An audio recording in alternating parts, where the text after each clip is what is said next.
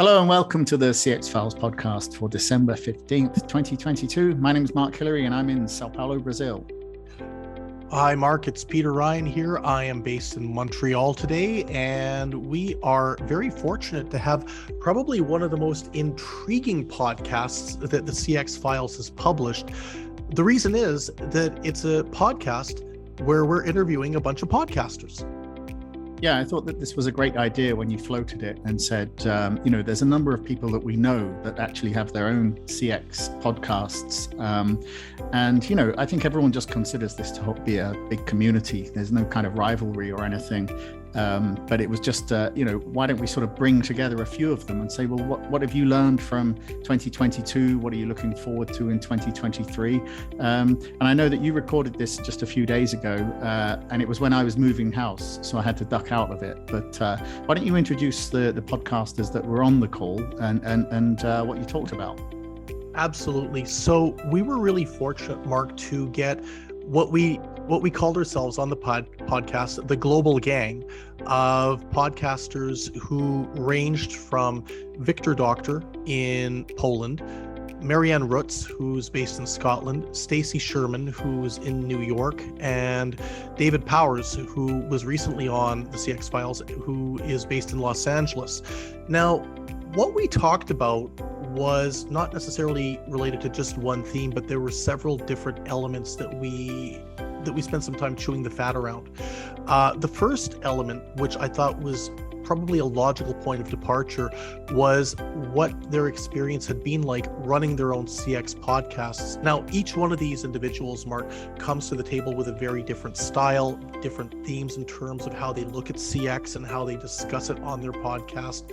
But the bottom line was that we were able to compare and contrast a lot of interesting elements.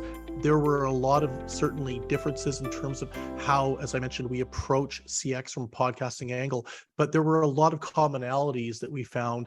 And one of the more interesting points I think our listeners will enjoy is just hearing about what surprised them the most after they got off the ground and what they would recommend to people who are prospective podcasters themselves and who want to join this collegial community. Yeah, and I think that one of the great things that we've found with our own pod is that it just kind of opens doors. It allows you to just sort of send a message to somebody and say, hey, do you want to come and talk on the podcast about, your piece of technology or your service or whatever? And we don't we don't have any sponsors. We don't have a sort of agenda in terms of sponsored content or anything. So it's literally, you and I just saying, well, this person sounds interesting. Why don't we get them on?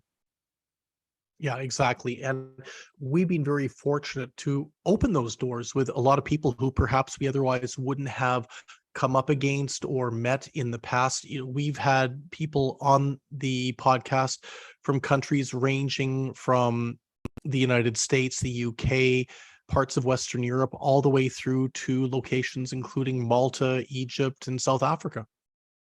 I think actually, yes, we've had guests on here from every single continent except Antarctica. And I've been talking recently on Twitter to some research scientists down there, trying to work out if there's a potential angle where we could even get them on the pod, because then we would have it everywhere on Earth. That takes offshoring to a whole new level. But what I was going to say was that when we think a little bit about the experience that these podcasters that we have on the CX Files interview this week bring to the table, one of the things I tried to leverage from them was their thoughts around 2022, where they saw CX going over the course of the year, what shocked or surprised them in the course of the past 12 months, and obviously 2023 and where they see things going. Something that I really think will be a standout in the discussion is, no matter if it was our friends in the United States or those who joined us from Europe, there seemed to be a real sense that the labor market was the key topic within the scope of CX in the last year, and it's likely to continue that way going into 2023. Well, I think that's something that we've talked about often in terms of the changing status of agents within CX, and the changing way of remunerating agents, with things like gig CX becoming important and being discussed quite frequently here. So why don't we go straight to the interview? It's yourself leading a discussion with some of the leading global CX podcasters. Let's go to the interview.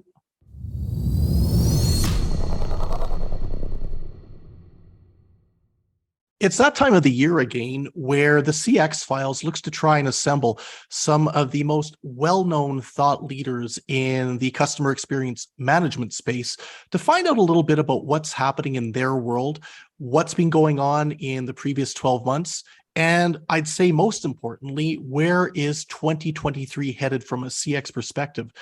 And today we are very fortunate to have a global gang of some of the top, not just analysts, but CX podcasters. We've never done this before, and we're so excited to be able to welcome people from literally all over the world. So in no particular order, I would like to introduce, I guess, going from east to west, Marianne Rutz, who is the curator of the Operational Excellence Show, based in her home in Stirling, Scotland. Marianne, great to have you here again. Thank you very much for having me. You're more than welcome.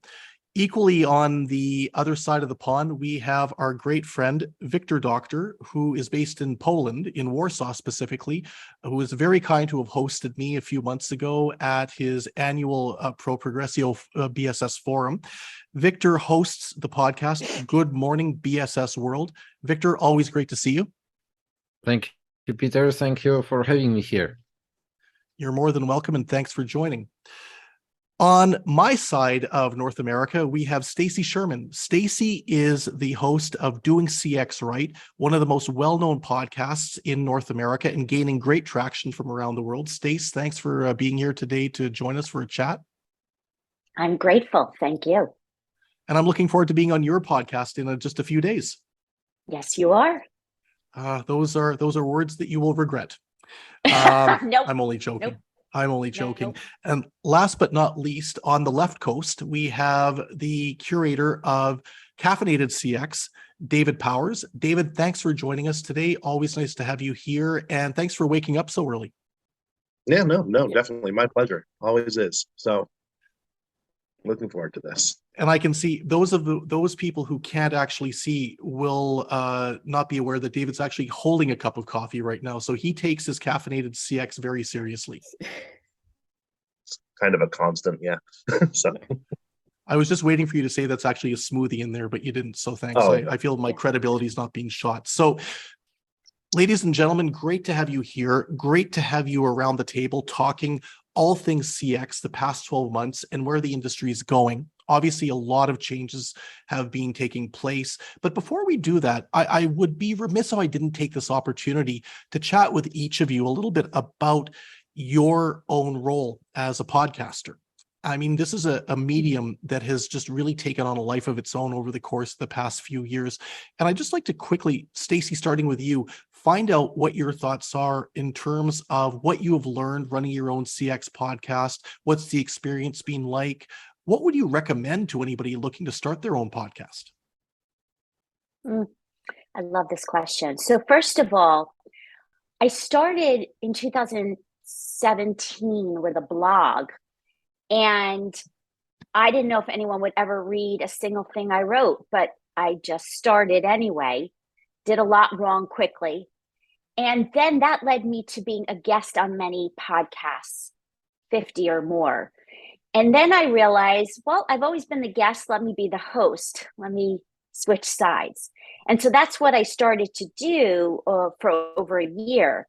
And I tell you that because for anybody who wants to start anything, crawl, walk, run, build that momentum, build that confidence, build those relationships. And finally, in the role of being a host, and I'm on my 66th show, I would say it's the best platform to meet people that I never would have met otherwise and continue to learn, because I certainly don't know everything.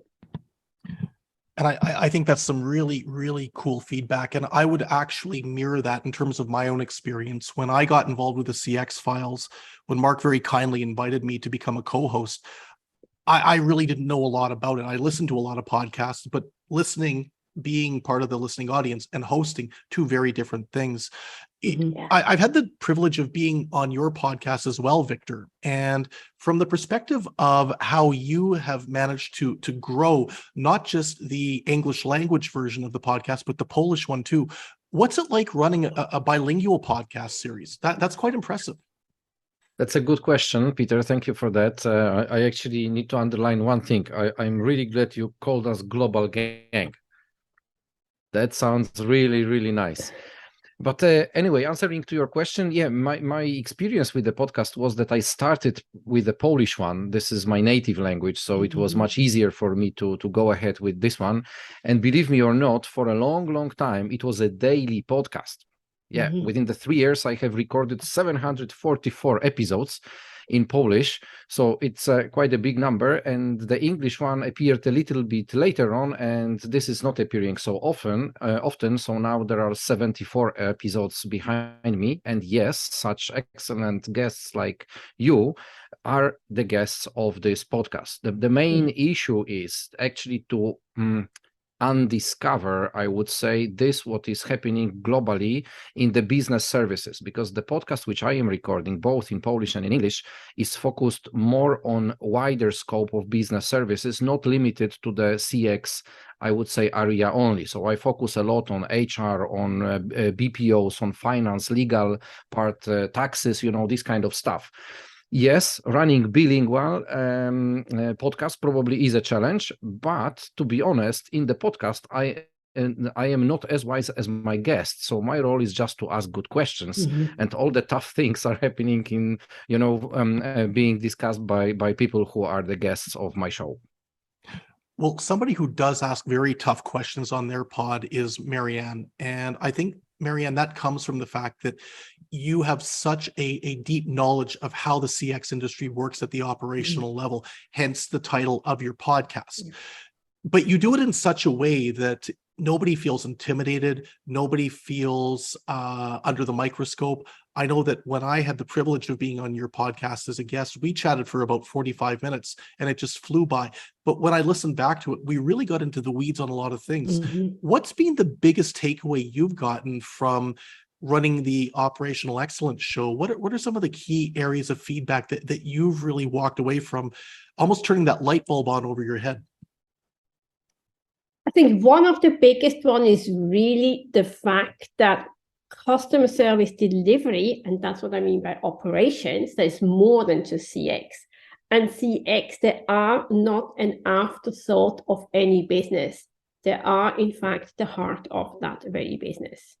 And if it's not the heart, something goes wrong. Whether that's what Wiktor just said, whether it could be financially going wrong, or the HR piece goes wrong, or the recruitment piece goes wrong, that has a massive impact. From a podcasting perspective, for me to be in there every week consistently, I find that at times challenging, but it's really the only way to keep, shall we say, chipping away on that monster of CX that people either love or they hate it.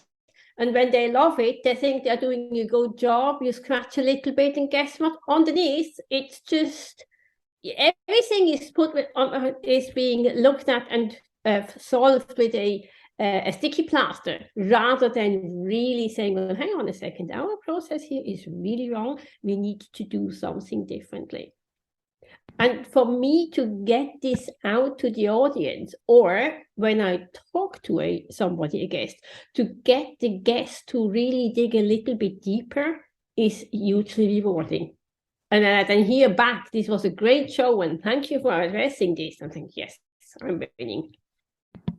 That's excellent. Now, David, I'm going to finish off this question segment with yourself. Now, one of the things I find fascinating about your podcast is the fact that it tends to come in what I would call very digestible snippets.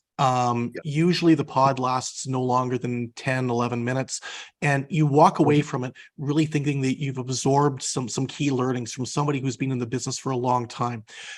I'd be curious, how has this format worked for you? Have you seen a lot of traction in terms of the numbers as Caffeinated CX has been on the different podcasting platforms since its inception? Yeah, a surprising amount. I thought nobody was going to listen to this stuff, because it's very DIY. It's very short. It's very to the point. I view each episode like a punk rock song, right? Where it's stripped down, it gets to the point, and it's no longer than it needs to be. So, and the traction on it is actually, a little bit scared that it's getting too much. So, not really, but it's a lot more traction than I thought it would, because my style is a little abrupt. Hey, abrupt works. And, abrupt is I think a good segue as a word as we look to the past 12 months, because I think we can all agree that if we were to take a scan of the projections that were made by the so-called experts 12 months ago, I think some of them might have come true, and there's a heck of a lot that probably didn't. Let's be perfectly frank. 2022 has been very much an unpredictable year. But as we think about the past 12 months, as we think about what has taken place, David, I'm going to stick with you on this. What would you say stood out for you as the main trend in customer experience management over the course of 2022? And anything stand out specifically? Personnel and the employee mindset has really shifted in the last year. From everything from the Great Resignation to quiet quitting, which literally just means they're doing what's on their job description, nothing more. Which, whatever. And then what I've noticed over the last 6, maybe 8 months is that we'll get lots of applicants, right? And we'll schedule them for interviews, and then they just don't show up, right? So, which is fun, but when it's like 90% of them, it's a little weird. But the thing 2022 is there's been this entire shift with employee mindset that isn't working out too well. So for a lot of people, so especially employers and the people who have tenure on the floor, because we can't bring in relief or extra people fast enough. So that's a very interesting thing that's been going on. And I don't know if anybody else has noticed it, but I hear lots of complaints. I was actually going to see if we could get a bit of a compare or contrast here in terms of personnel from the other side of the Atlantic Ocean. Wiktor, maybe starting with you, do you have any thoughts about this in terms of what you were picking up over 2022? Was it human resource and labor that was a standout as maybe the key element that the members of Progressio were focused on, or were there other aspects too? I believe that this subject focused on people in general is the right one, but I guess that this is the consequence of already the previous year, so 2021, which was the year of the pandemics. So having in mind this home isolation, I would say it wasn't home working, it wasn't remote working, it was home isolation. And then this trend of home working, remote working, or hybrid working appeared and developed, and so on was continued. So definitely the last year was the year when the human was in the center of attendance, of how people will behave in this isolation or in remote work, how they will be managed, because this was a huge challenge for the managers to work with the remote teams. Okay, it may sound nice to work from everywhere, but to manage the goals of the companies, to get the results, to have everything up and running, this is not as easy as it may appear in the very, very beginning. And also, just to add some additional words to that, at least in Europe, we are in the employees market. So those are employees who choose their employers, not the other way around. So this is also becoming a certain challenge, probably not only in the CX industry, but overall in many, many businesses. But I guess that the last year was also something what I am a little bit surprised, because, this remote work, hybrid work, and also lack of employees, that should create a situation where we are more digitalized, we are more based on robots and so on and so on. And in that area, I don't see too many changes, to be honest. It is not moving forward as fast as it was supposed to go. So it is still too slow. And that's why we don't see the alternative of this lack of people at work just to be implemented. Yeah. So I guess that, yes, we have challenges from the human perspective and managing remote human teams of human, but also we are still not on a fast track when it comes to the digitalization or automation of various processes, including those from the CX area. But you raise a very good point there, Wiktor. And Marianne, I want to come on to you around this. And that's that whole element about digitalization and the implementation of machine learning, artificial intelligence. You know, we've been hearing predictions for years now that we're headed for some type of a Space Odyssey 2001 scenario. And every year, it just doesn't seem to come to pass. In 2022, which was a period, I think, based on what we've been hearing from David and from Wiktor, given some of the staffing challenges, this is when we really could have used some of this technology put into the mainstream of CX, couldn't we? Absolutely. But I need to really agree with Wiktor. In Europe, we are, for some reason, incredibly reluctant to use the tools we have got end to end or to the best we can. And what I'm hearing a lot is still data security, GDPR, or double or triple contact. Oh, I've just chatted with your advisor. I'm now just phoning to see whether you got my request. Hello? You know, we haven't managed to overcome that hurdle of security. And any data security breaches, of course, do not help. And we had a few of them, at least in the UK, in the last 12 months, where people were just mortified that their data was compromised. So until such time where we can wholeheartedly say, no, Mr. Customer, it's absolutely secure, any type of AI is slow. On the other hand, however, I see much more a trend to trying to force people onto a wider omni-channel platform, definitely towards the end of this year. And that is most definitely driven by the lack of people we have sitting there physically doing the job. So I think there's this, we need to overcome this reluctance and create an element of trust into the data, and that we're actually going to do something, and we actually are helping, and that the contact is not just going to disappear somewhere and nobody ever sees it again. And that's really good feedback. And this is a topic that we're hearing quite a lot about consistently: data protection, information security, fraud prevention. This is a topic that comes up without fail, no matter what country you're in. And Stacey, to round this out on 2022, that has a lot to do with the whole idea about hybrid working, remote working. There's been a great amount of growth, I would say, in this business model, but some of the concerns still linger around the water tightness of this business model. So I've got a double-edged question for you. How have you seen, from your vantage point, the whole concept of hybrid working over the course of the past 12 months? And how do you feel that if there is a reluctance to adopt this model, maybe from the brand or from the buyer's side, to what extent is that being driven by concerns about compliance and information security? Big question.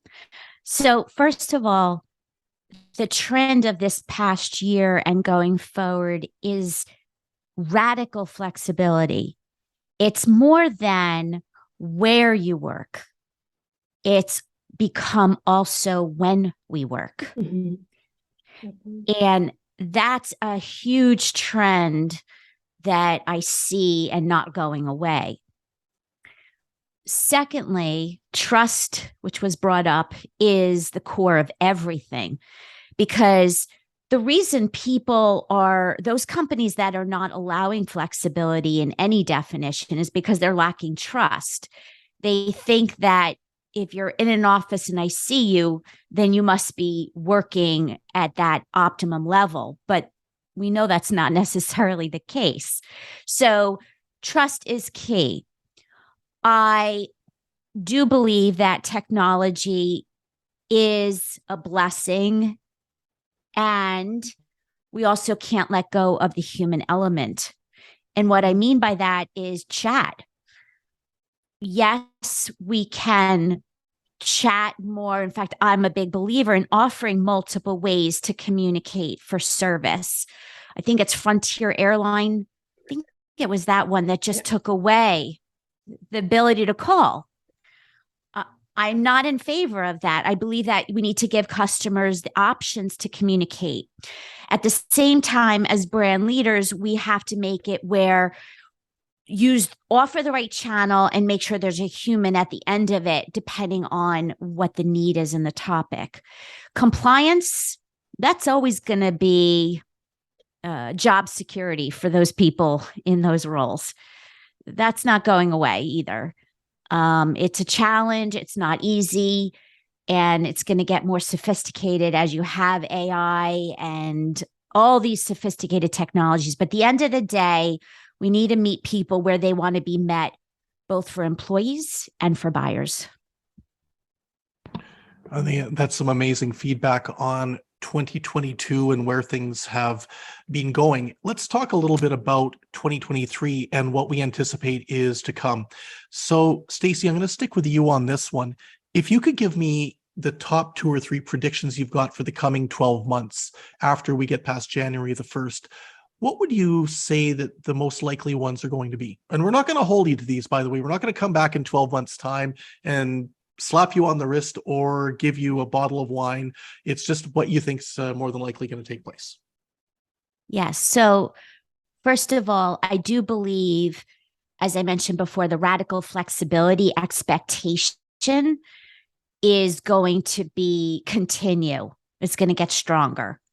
And I think companies have to plan for that to get better talent. Mm-hmm. Secondly, along with better talent and great talent and retention, I believe that the merge of customer experience and diversity, equity, and inclusion are coming closer together. And I can spend an hour on that topic. I would say the third one is the importance of engagement, dedicated focus on your agents and your employee experiences, intentional focus. And there's a lot of ways to do that, especially when you have a distributed workforce. But I see more brands putting money and emphasis and resources to make sure that people feel work fulfillment, because the customer then sees it and feels it. Mm. Excellent, excellent feedback. Okay, David, over to you. What are your thoughts for 2023? What should we be looking out for? Yeah, no, usually when I'm asked this question, I come off as kind of a Luddite, only because I don't see the same AI trends that everybody else espouses. I don't see anything new with the AI space in the next year, maybe in the next 3 years, maybe. But I think there's going to be a re-emphasis on the meritocracy within contact centers, especially with everything going more and more remote or hybrid. Right now that companies, especially local companies, have found out that they can hire people from pretty much anywhere through either gig CX or BPOs or anything like that, there's going to be more competition to fill the seats. And what people have to remember is that if you've ever listened to my stuff or read my book or anything, I'm a big believer in EX, or employee experience equals CX squared. So I think we're going to see a lot more emphasis on improving the employee experience as it comes to the customer experience, because customer expectations are rising exponentially, and not a lot of smaller companies or even medium-sized companies can keep up with the expectations that are now there. So the companies that drill down on the employee experience are the ones that are going to win big in this next year, especially when it comes to retaining not only their employees, but their customers. That's where I see us going. I don't see any big advancements in like voice AI or robots taking over the phones or anything like that. In fact, I don't really see that happening for a long, long time. But I think there's going to be more of a compassionate meritocracy and a rehumanization of the contact center space. Thanks, David. Wiktor, over to you. Get your crystal ball out. Okay. So I've got three.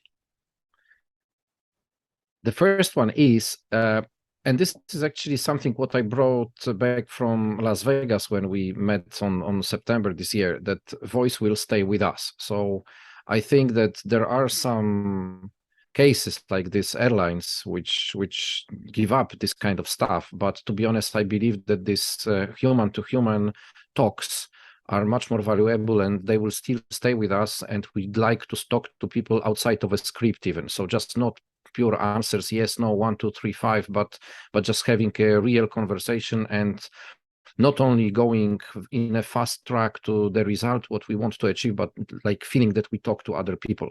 So I guess that this voice will stay with us, will remain with us, probably not only for 2023, but even longer.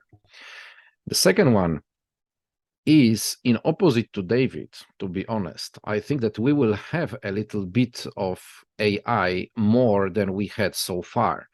So at least I would like to have it. Maybe let's name it like this. If it not come, I will be very much disappointed, because this technology is changing very rapidly. And perhaps sometimes we just are too much afraid to start using it. So something what is developed in the laboratories or in some beta versions, it is still not becoming live in this what we do on a daily basis. But I would like to have it, to see more AI in this what we do, but not to replace human, but just to make our lives a little bit easier, faster, probably better in quality, and so on and so on. Yeah. So this is the second one.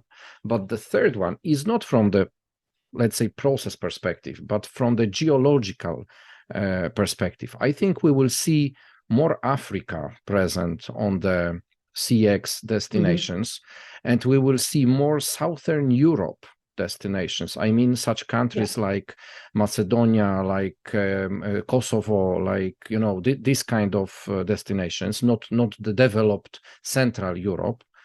And even going farther east, probably Georgia will show much better than it did so far.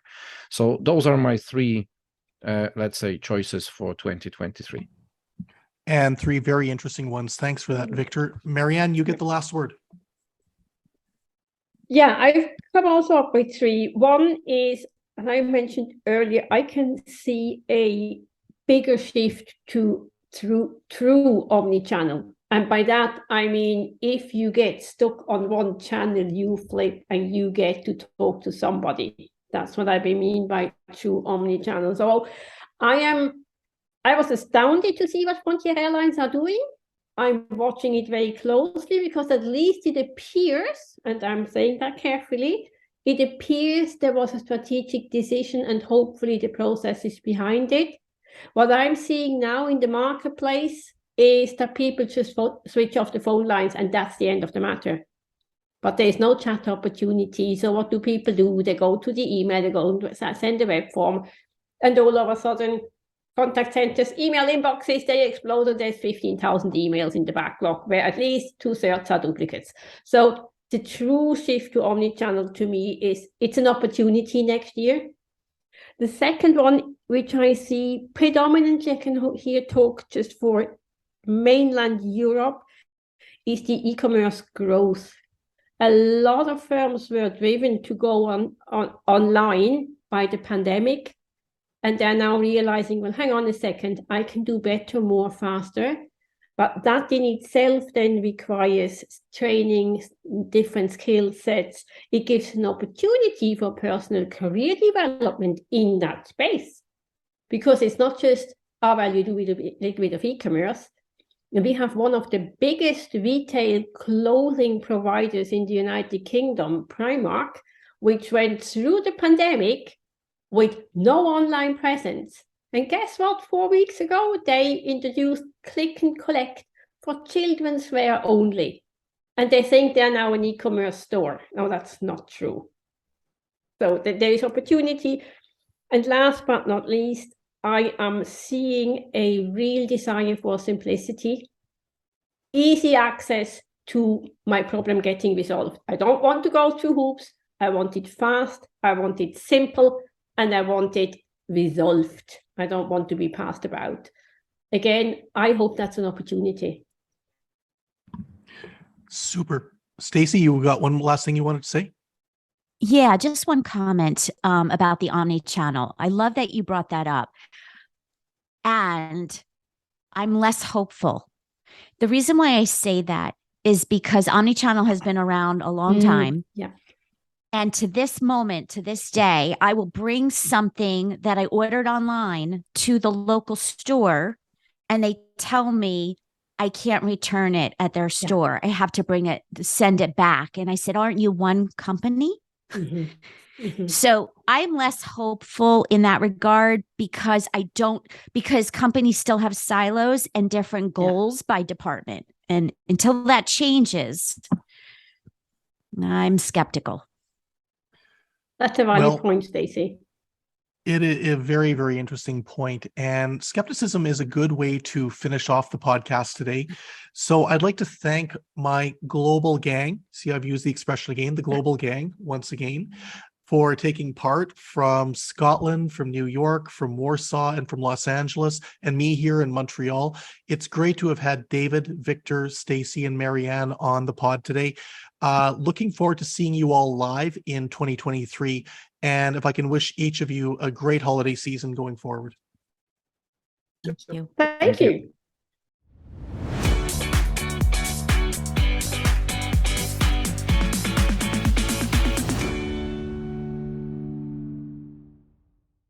Thanks for listening to the CX Files podcast. We really appreciate your feedback and suggestions. You can reach myself, Mark Hillary, or Peter Ryan via LinkedIn. Please also leave a rating or review on your favourite podcast provider, as that helps more people to find us. As always, we'd like to thank Chris Haig at Traction Media for the CX Files graphics. See you next week.